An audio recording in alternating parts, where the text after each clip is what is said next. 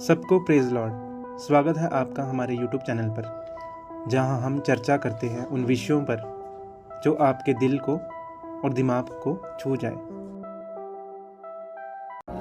सभी को praise Lord. मेरे प्रियो, आज हम एक और नए विषय के ऊपर बात करने जा रहे हैं, जिस विषय का नाम है पुनर्जन्म और आत्मिक परिवर्तन। मेरे प्रियो, पुनर्जन्म और आत्मिक परिवर्तन दो महत्वपूर्ण विषय हैं जो आत्मा के अतीत से और उद्धार से जुड़े हैं। मेरे प्रियो, बाइबल पुनर्जन्म और पुनरुत्थान को आत्मिक परिवर्तन के रूप में स्वीकारती है। इस अध्ययन में हम बाइबल के संदेशों का उपयोग करके इन विषयों को समझेंगे। मेरे प्रियो, पुनर्जन्म क्या है? शारीरिक पुनर्जन्म बनना, आत्मिक पुनर्जन्म। बाइबल शारीरिक पुनर्जन्म को स्वीकार करती है, लेकिन आत्मिक पुनर्जन्म यानी कि स्पिरिचुअल या रिबर्थ को स्पष्ट रूप से सिखाती है। जब हम बाइबल के अंदर इब्रानियों उसका 9 में और 27 अध्याय में जब हम उसको पढ़ते हैं तो वहाँ पर ऐसा लिखा कि मनुष्यों के लिए एक बार मरना और उसके बाद न्याय करना ठहराया गया है। मैं आपके लिए एक और वचन निकालूंगा, 2 कुरिन्थियों 5 उसकी 17 आयत। इसलिए यदि कोई मसीह में है तो वह नई सृष्टि है, पुरानी बातें बीत गई, देखो सब कुछ नया हो गया। मेरे प्रियो, पुनर्जन्म का सच्चा अर्थ क्या है? बाइबल में पुनर्जन्म का अर्थ है एक नया जीवन जो परमेश्वर के द्वारा प्राप्त होता है। यूहन्ना रचित सुसमाचार उसकी 3 और उसके 3 अध्याय में जब हम देखते हैं तो वहाँ पर यीशु ने कहा, जब तक कोई नए सिरे से ना जन्म ले वह परमेश्वर के राज्य को नहीं देख सकता। यूहन्ना 3 उसकी 5 उसकी 6 में, यदि कोई जल और आत्मा से ना जन्म ले तो वह परमेश्वर के राज्य में प्रवेश नहीं कर सकता। जो शरीर से जन्मा है वह शारीरिक है और जो आत्मा से जन्मा है वह आत्मिक है। मेरे प्रियो, इसका अर्थ है कि पुनर्जन्म आत्मा के स्तर पर होता है, ना कि भौतिक शरीरों के पुनर्जन्म के रूप में। मेरे प्रियो, आत्मिक परिवर्तन क्यों आवश्यक है हमारी ज़िंदगी के अंदर? क्योंकि सभी मनुष्य पापी हैं। रोमियो 3 उसकी 23 में लिखा, क्योंकि सबने पाप किया और परमेश्वर की महिमा से क्या है? रहित है। रोमियो 6 उसकी 23 में लिखा, क्योंकि पाप की मजदूरी तो मृत्यु है, परंतु परमेश्वर का अनुग्रह का वरदान हमारे प्रभु यीशु मसीह में अनंत जीवन है। मेरे प्रियो, अनंत जीवन आत्मिक रूप से मृत्यु होने का अर्थ। बिना आत्मिक पुनर्जन्म के मनुष्य परमेश्वर से अलग रहता है और पाप से मरा हुआ होता है। इफिसियों 2 उसकी 1 में लिखा, और उसने तुम्हें दिया और जो अपने अपराधों और पापों में मरे हुए थे परिवर्तन के लिए पवित्र आत्मा की आवश्यकता।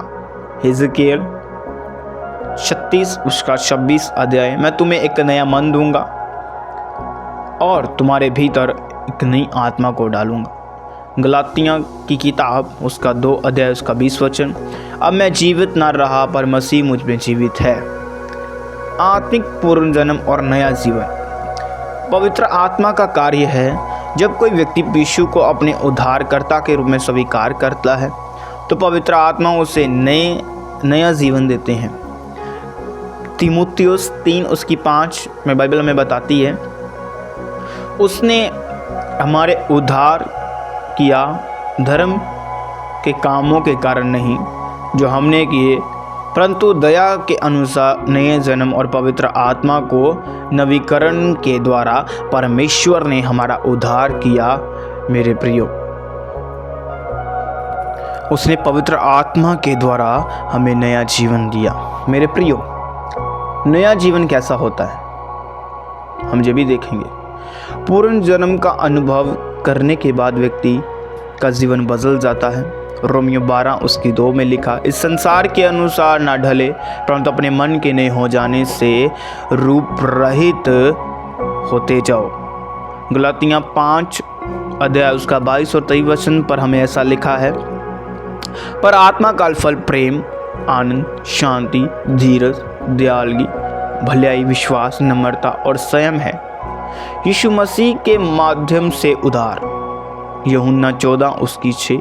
यीशु ने कहा, मार्ग, सत्य और जीवन मैं ही हूँ, मेरे द्वारा कोई पिता के पास नहीं आ सकता।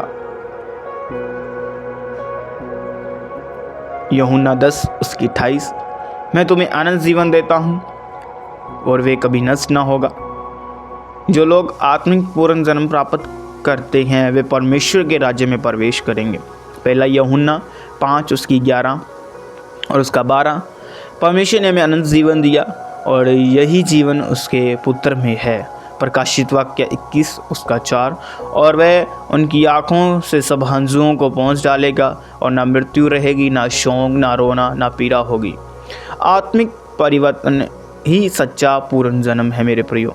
बाइबल के अनुसार पूर्ण जन्म का अर्थ है शारीरिक का पुनरुत्थान नहीं, बल्कि आत्मा का नवीकरण और उद्धार है। ये केवल यीशु मसीह पर विश्वास और पवित्र आत्मा के द्वारा ही संभव है, केवल और केवल।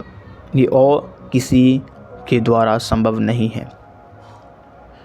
सभी मनुष्य पापी हैं और उन्हें उद्धार की आवश्यकता है मेरे प्रियो। आत्मिक पूर्ण जन्म पवित्र आत्मा के द्वारा होता है।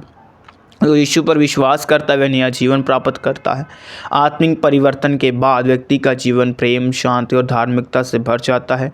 पूर्ण जन्म के बाद अनंत जीवन की प्रतिज्ञा पूरी होती है। क्या आप आत्मिक पूर्ण जन्म चाहते हैं?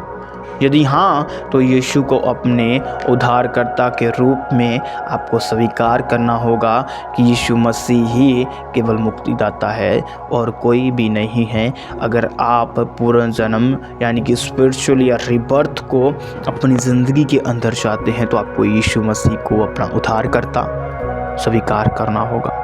फिर देखो परमेश्वर आपकी ज़िंदगी के अंदर कैसे काम करता है। मेरे प्रियो, अगर आप हमारे चैनल पर नए हो तो आप हमारे चैनल को सब्सक्राइब करें, लाइक्स करें, कमेंट्स करें, ज़्यादा से ज़्यादा लोगों तक शेयर करें ताकि जो लोग जान सकें कि हमें कैसे परमेश्वर में चलना है, कैसे परमेश्वर का उद्धार, कैसे परमेश्वर की साल्वेशन हमारी ज़िंदगी में काम करती है। मेरे प्रियो, अब शेयर करें, हमारे चैनल को सब्सक्राइब करें और खुद आप सबको आशीष दे आपके टॉपिक के द्वारा और खुदा का रूह आपकी ज़िंदगी में काम करें। यीशु के नाम में हम फिर मिलेंगे एक नए टॉपिक के साथ खुदावंद की प्रेजेंस के अंदर। तब तक के लिए सबको गॉड ब्लेस यू।